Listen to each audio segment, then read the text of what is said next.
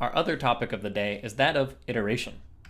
So we saw before that Java lets us iterate through lists using a nice little shorthand here that's sometimes known as an enhanced for loop or a for each loop. So if I have a list of friends, in this case the friends are integers, then if I iterate through them using for int x friends, then we get the output 5, 23, 42.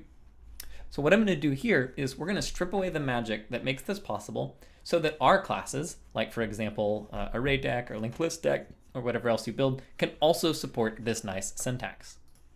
So an alternate, uglier way to iterate through a list is to use what's known as the iterator method.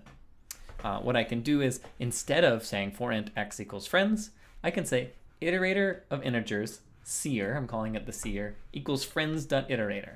And what that does is it returns an object that is able to return the entries of friends one by one. The API, the interface for that iterator interface, yes, the interface for that interface, it has two methods, hasNext and next, where it will iterate through each of the items, as I'll show in an animation in a moment.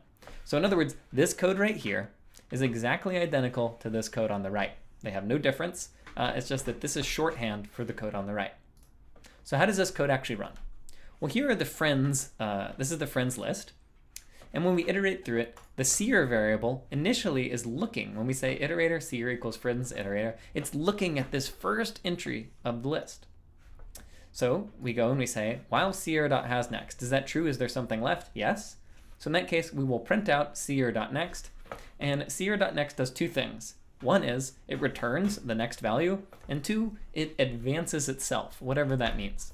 So we go forward and we print out 5. Okay, we printed out 5 and we move forward. So this line does two things. It moves the pointer forward, whatever that means inside, right? Because we don't know what the implementation of this guy is. We're just the people in the cave looking at the wizard move on the wall. We don't actually know about his internal state or how he works. Okay, so next what we do is we come up here and we say, is there something else? Yes. So then we return and move. Then we say, is there something left? Yes. Then we return and move. We say 42. And then we say, is there something left? And we say false. So that's the basic idea of how iterators are going to work in Java. As what we'll do in the next couple of videos is see how we can add this same capability to our own classes.